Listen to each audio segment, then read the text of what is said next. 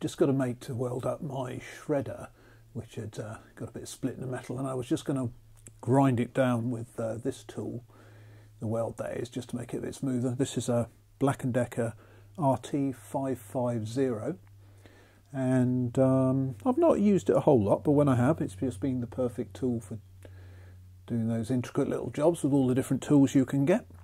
Only problem was, I started to turn it, mind your ears. I thought, that's making a funny noise. And it certainly is, because I can see the fan in here, and when you turn the shaft, it's not always connected to the fan, so I think we need to take a look inside to find out what the problem is. Now, these look like small Torx heads. I've got one of these sets, so we'll take a look inside and see what we can find.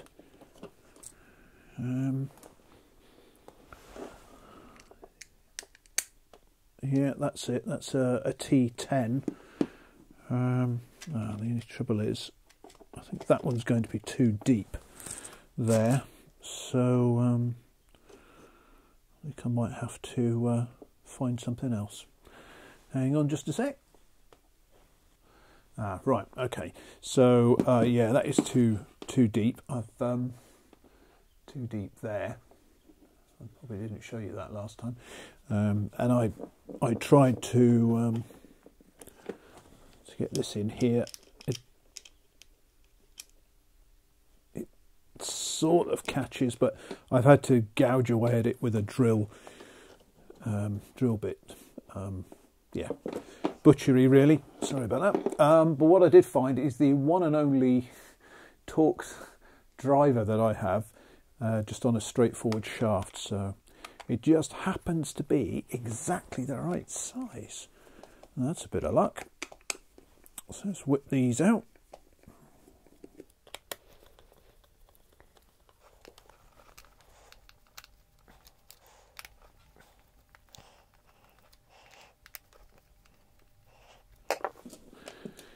If you are stuck with one that sometimes you can't get to because those screwdriver bits are a bit big, you can sometimes jam a straight bladed screwdriver across the angles. It's not really something I would advocate, but if you're stuck and that's all you've got and that's the solution to your problem, then that's what you have to do. Right, get the little hook off, and this comes off. Hang on, to take this off. Make sure I don't lose that.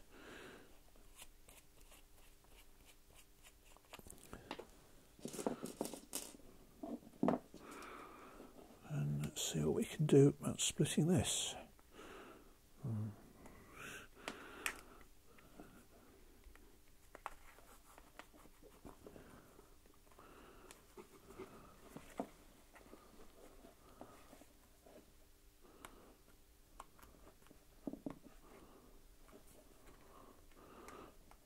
What I don't want to do is spill the entire contents of the insides all over the floor.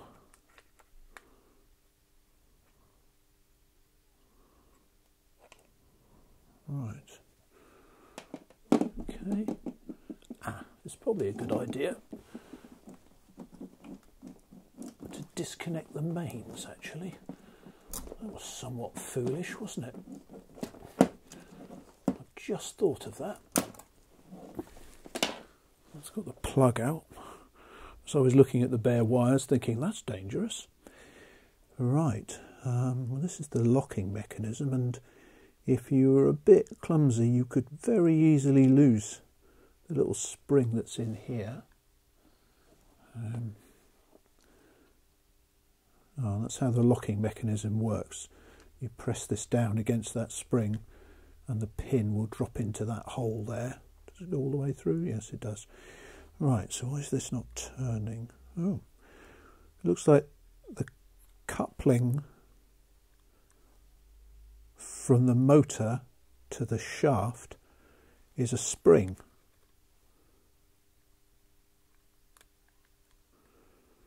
or in my case, 2 parts of one spring. Yeah, that's what's happened. That's why it sometimes catches when you go backwards, but just here, that spring has fractured. Ah, okay. Let's see about get this out.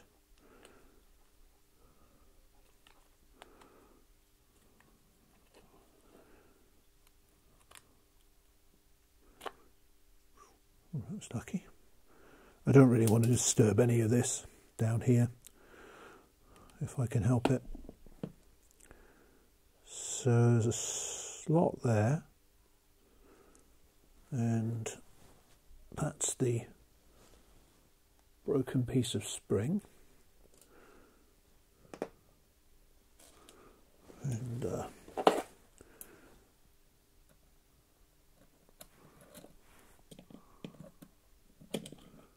see, there's a slot there which this engages in, and the spring has just fractured. Yeah. Okay. Oh, yeah, this is loose, so don't go, hey, I found it, tip it upside down and then lose that piece, because that would make life difficult after that. Right, so all I've got to do now is root through my drawers and see if I can find a spring like this. Back in a moment. Well, there's the original spring. Oh, no, that's the original spring. And I found one which is similar. Not the same, but similar. This is a heavier gauge metal, and given that that fractured, doesn't hold out much hope for that, but at least if I get it back together again, I can finish the other task that I'm supposed to be doing. Off camera, I've already bent this end of the spring across and just nipped the end off a little bit. It's a teeny bit longer, but that's quite a strong spring. This one's not quite so strong, so I'm hoping that this will just compress into that space. I suppose it's going to push more heavily. Yeah, it's going to push the centre of this bearing more heavily against the outer, which I suppose could lead to it failing. Well, I'll worry about it if it happens. I don't use it that often. So now it's just a matter of trying to reassemble this. And guess what? Funnily enough, when you're working with a spring, it tends to spring all over the place. So I've chased this round the room a few times already.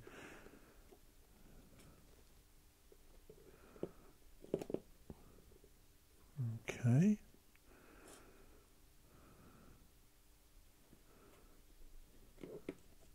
That is a disadvantage of having a slightly longer spring. It sticks into the space where the bearing has to go.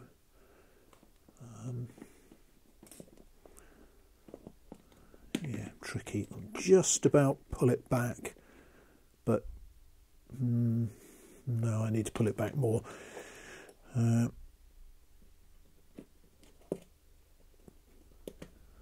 See whether that's possible. I suppose even. That does it. I can't really hold it. We've always got that fear that it's going to go at any moment. Okay, let's try.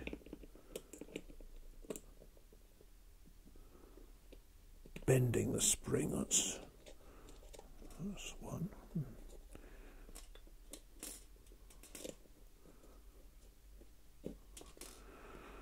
Yeah.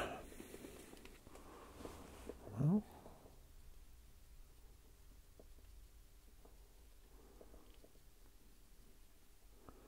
by Jove, I think he's got it. Yes. Right. Just put it back together then.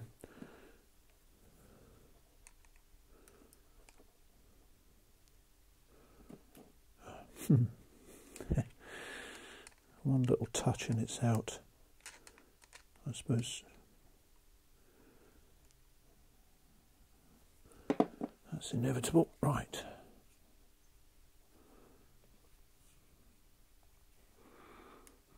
This is going far too easily.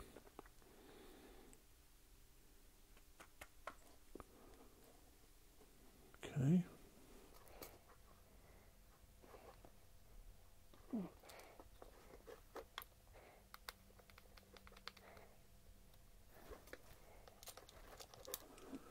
I'm pausing because I think there's a screw missing. Oh, there it is. There was one which was shorter than the others, and it's one that goes in this, the nose end there.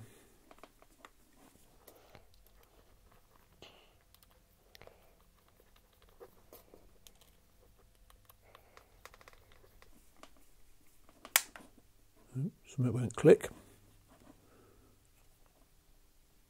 That works.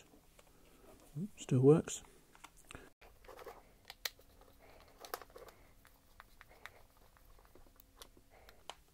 I wish I hadn't butchered that now. Once I remembered I had this.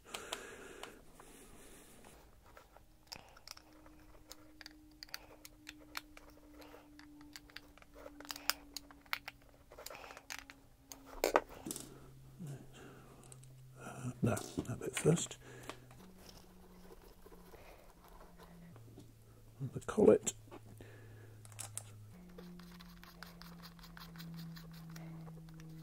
So.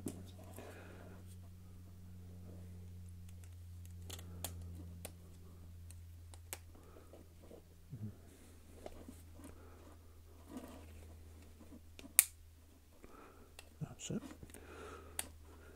Right. And now it's safe to plug it back in again.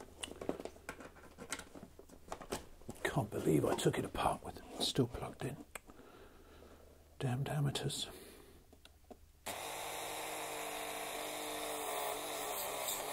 Oh yes. Right. Well, that's it fixed. How long it'll last, I don't know. At least I better go and do this other job now anyway and get that out of the way. And if it breaks, well, I know what I'm looking for now. So